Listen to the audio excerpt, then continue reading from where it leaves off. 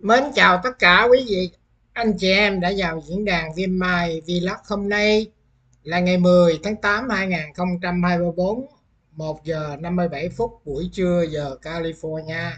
Thì hôm nay là cái poll mới của một cái hãng poll này, nó tổng kết của những cái poll khác nó vô đây về cái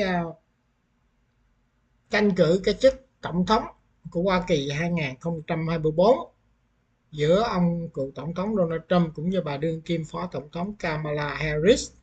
Thì nó còn là 270 cử tri đoàn thì sẽ được thắng cái ghế tổng thống vào tháng 11 năm 2024 và nhậm chức vào tháng Giêng 2025. Thì đây là mình xin mời quý vị khán thính giả để theo dõi cái poll hôm nay. Thì trước khi mình đi vào đấy thì mình sẽ cái này đó thì là cái poll này đó là nó nói bằng tiếng Anh, nhưng mà mình sẽ để cái phụ đề Việt ngữ cho quý anh chị em nghe. Nhưng mà không cần được phụ đề Việt ngữ đi nữa đó, thì cũng thấy cái tổng kết của cái poll nó cuối cùng đó là nó hao bao nhiêu cái cử tri đoàn thì mình cũng biết. Thì cái tình trạng bây giờ thì cái cuộc bầu cử nó cũng xích sao lắm đó.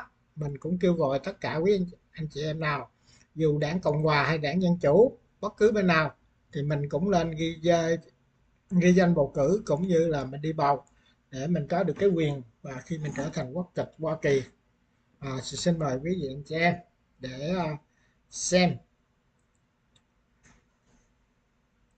Many new polls released, and these polls are typically saying that Kamala Harris is in the lead over Donald Trump by as much as 5 percentage points and as little as a dead heat between the two candidates. So I'm going to analyze these polls in all 50 states and see, is the election actually a dead heat? Is Harris in the lead? Or is it that Trump, in fact, is in the lead? So without further ado, let's begin this election prediction, and we're going to go from the East Coast to the West Coast, like how the results are announced on Election Day. But before we do that, make sure to like and subscribe if you want to support my channel and join the 4%. But without further ado, let's get back to the video.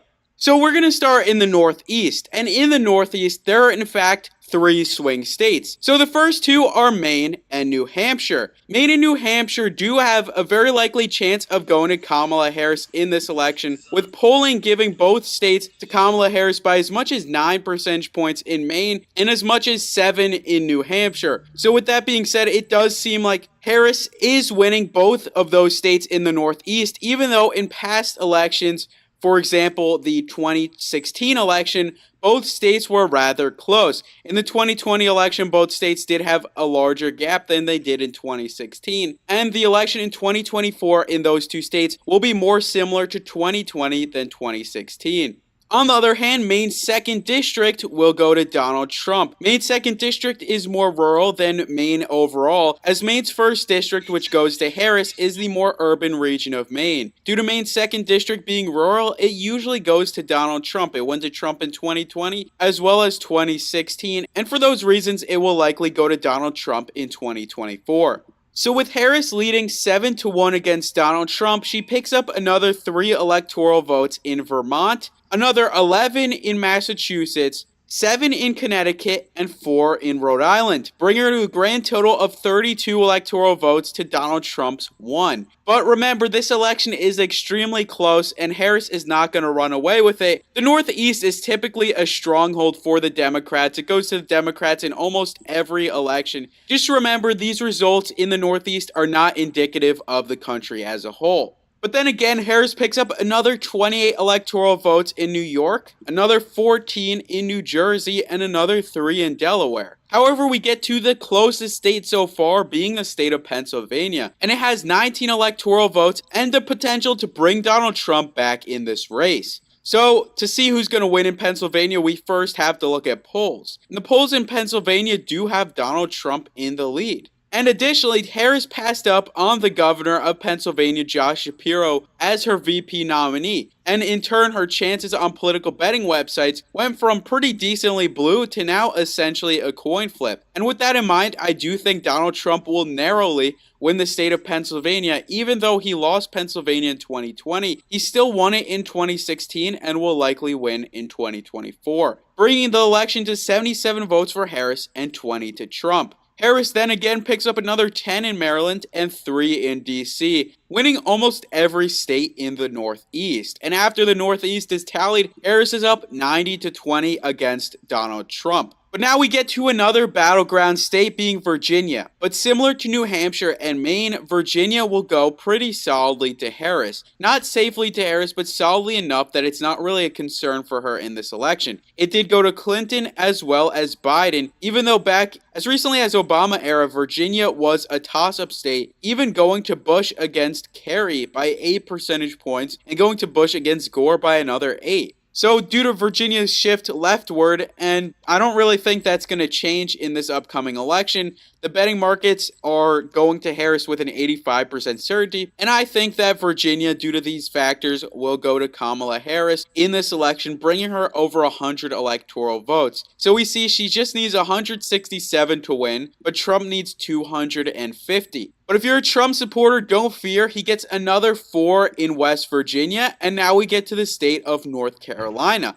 So the election is 103 to Harris and 24 to Trump, going into our next very, very close state. So North Carolina is likely going to Donald Trump, leading in every foreseeable poll now and likely in the future. So Donald Trump did win North Carolina in his past 2 elections, just as Romney did back in 2012. North Carolina has been going Republican in these elections, and it seems like North Carolina will not change, judging by the polls or the betting markets, which have North Carolina with a 70% certainty of going to Donald Trump. So we see that North Carolina will likely go to Donald Trump in this election, bringing him up to 40 electoral votes. We also see that South Carolina goes to Donald Trump, marking another win for him on the eastern seaboard, bringing Trump just shy of 50 electoral votes. But now we have Georgia, which is another battleground state in this election and will likely be the closest state in this election this time around. We saw that Georgia was extremely close in the last election, and it was decently close in the election before that, having a pretty strong leftward shift between 2016 and 2020, but likely shifting back to the right in 2024, especially given that most polls do have Donald Trump in the lead, and Trump is narrowly leading according to the betting markets. So Trump narrowly picks up Georgia and gets up to 65 electoral votes to Harris's 103. So he's been making this comeback, particularly in the South. So you can see that these elections are essentially decided by regional trends. The Northeast will go to Harris, the South to Trump, and it's essentially due to these few swing states like Georgia in the South, Pennsylvania in the Northeast, that decide this election. Whichever way these swing states, or battleground states as I like to call them, go, is the way the election will go. Back in 2020, Biden picked up most of the battleground states, and he won the election. In 2016, Trump picked up most of the battleground states, and he won. So you'll see that's how elections are typically decided. And even though Harris is currently in the lead, Trump is winning in the battleground states as a whole, picking up 35 electoral votes from Pennsylvania and Georgia alone, another 16 from North Carolina, whereas Harris gets 13 from Virginia, 4 from New Hampshire, and 3 from Maine, and Trump gets 1 additional vote from Maine. So it does seem like Donald Trump is projected so far to win this election, but we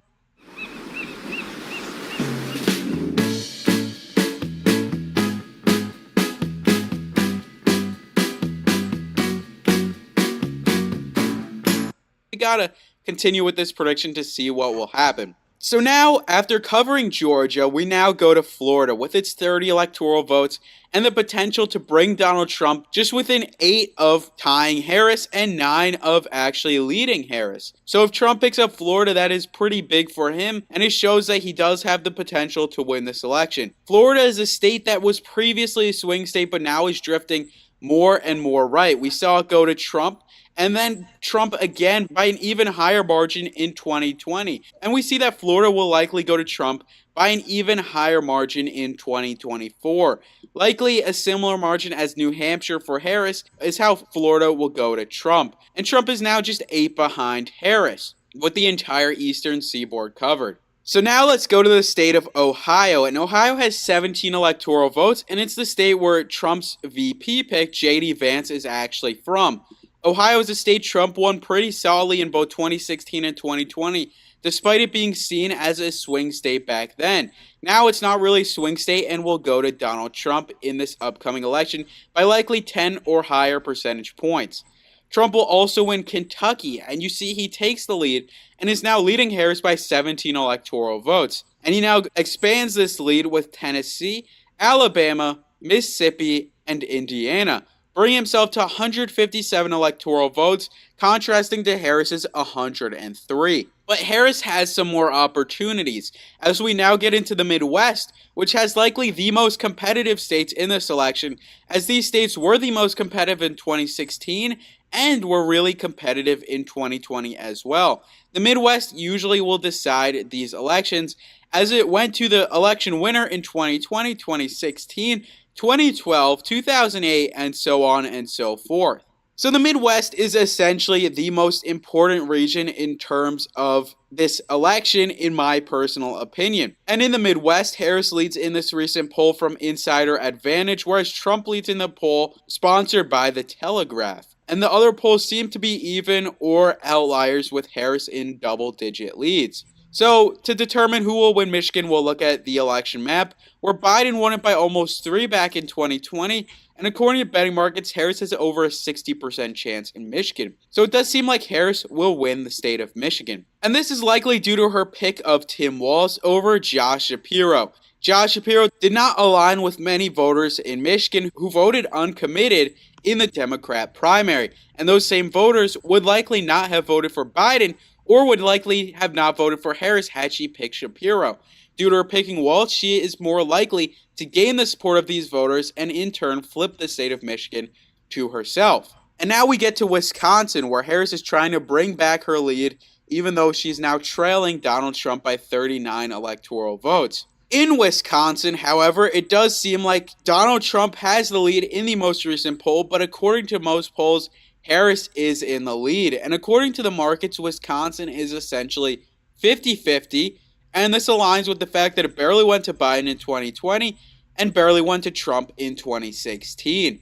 So according to the recent polls, it does seem like Harris will narrowly win the state of Wisconsin, but not enough that it's outside of the margin of error, so I could just as easily see Wisconsin going to Donald Trump. One state that I cannot easily see going to Donald Trump is Illinois, a state that went to Biden by a solid 17 percentage points in 2020. So now Harris is within 10 of tying Trump, and coincidentally we get to Minnesota, which offers 10 electoral votes. And Tim Walz is the governor of Minnesota, and she will win Minnesota partly due to this, but also the fact that Minnesota has shifted more left since 2016 and was likely going Democrat anyway, with the market saying it has a whopping 93% chance of going to Harris. So with the election tied and less than half of the total electoral votes left, this election is a nail-biter. But now we get to Iowa, where Donald Trump wins, Missouri, where Trump also wins, Arkansas, and Louisiana, where Trump wins. So he gets 30 electoral votes above Harris, and he expands that lead with North Dakota, South Dakota, Nebraska, Nebraska's first, and Nebraska's third. And now he's a total of 40 electoral votes over Harris, but Harris gets an electoral vote from Nebraska's second. This is likely to go to her according to the betting markets, even though there haven't really been many polls. It's kind of obvious considering Nebraska's second is the more urban part of Nebraska. Tim Walz is from Nebraska, and also the fact that it went to Biden in 2020 all leave me with the conclusion that Harris will win Nebraska's second district. But still, before we get to that, we have to go to Kansas, where Donald Trump leads, Oklahoma, where Trump leads, and Texas, where Donald Trump also leads, but by a slightly lesser margin. Because remember, Texas was a little bit of a scare for Republicans in 2020. Not really in 2016 or prior to that. But Texas is going to Donald Trump, but not by the margin that you would likely expect or that I would likely expect. Because we see that the polls are less than 10 percentage points according to some polls. But it still seems like Trump will win by a solid 9.5 percentage points in Texas. And now, with many states to go, Donald Trump is just 20 shy of winning this election. But if you're a Trump supporter, don't count your chickens before they hatch. And here's why.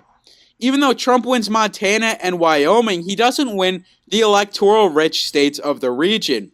He doesn't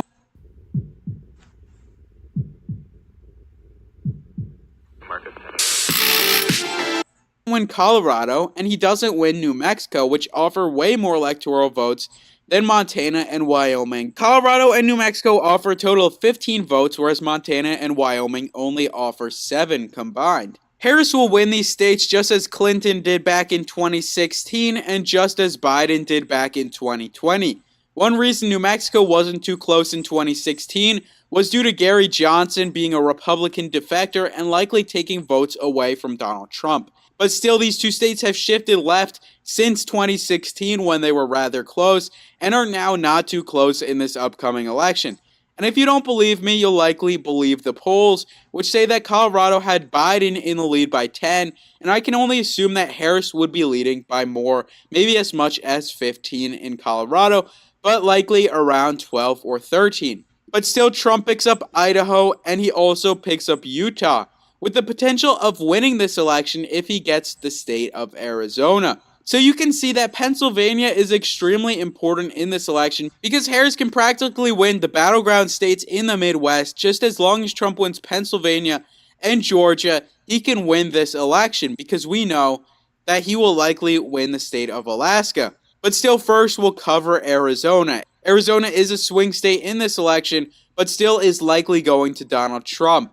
However, there is a poll that was released that is favorable to Harris, which had her up by +3, even though the Trafalgar Group does have Donald Trump up by +1. This poll is more recent, so it is likely more indicative, even though they are a partisan pollster. But still, it does seem like Trump will win the state of Arizona narrowly, bringing him over 270 and winning this election. But if you want to see just how many electoral votes Harris and Trump will get and how close this election will be, I recommend sticking around for the remainder of the prediction. So now we get to Nevada, a state with 6 electoral votes, and it's likely going to Trump, but just barely in the betting markets. It is practically a coin flip, and this is because of recent polling, which is a dead heat according to one poll sponsored by the Telegraph.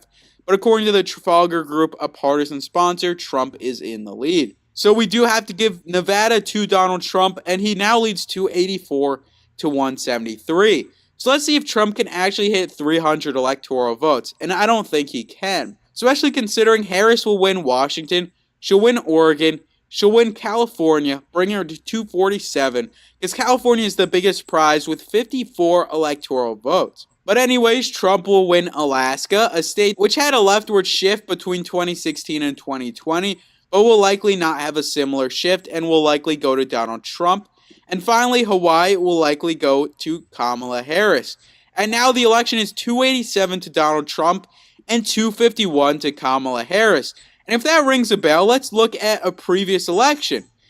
In 2004, this was practically the same margin between Bush and Kerry. Many thought that Kerry would win the election, but Bush won it in the end. And I think this will be pretty similar to that election where Trump will win against Harris, even though Harris has been rising in the polls. Thì cái poll hôm nay đó thì đây là cái poll EC là nó khác, mỗi ngày là lấy mỗi cái poll khác nhau đó. Thì tổng thống Trump ông được 287, cử tri đoàn chỉ còn 270 thôi.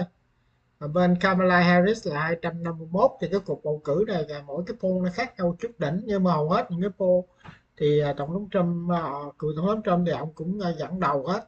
Thì hy vọng từ đây tới cuối tháng 10, tức là đầu tháng 11 bầu cử thì nó có cái sự thay đổi. Sau khi cái đảng Dân Chủ sẽ có cái đại hội như là tuần tới hay sao, 1-2 tuần tới gì đó, ngày 19 đến ngày 20 mấy đó, thì thường sau khi đại hội đảng thì nó sẽ tăng lên một chút. Rồi sau khi đại hội đảng một thời gian nó cỡ chừng vài tuần đó, thì nó sẽ quân bình. Thì hiện nay là cái tuần trăng mật của bà Kamala Harris trong nội bộ đảng đó, thì nó đã qua rồi, thì nó cũng có cái sự sụp sịch ở trong cái nội bộ đảng của đảng Dân Chủ. Nhưng mà đảng Dân Chủ này họ rốt cuộc thì họ cũng sẽ đoàn kết với nhau. Thì đây là cái cuộc bầu cử rất là sôi động. Thì tất cả người Việt mình á mà ghi có quốc tịch thì nên ghi tên đi bầu, đó là quyền lợi của mình.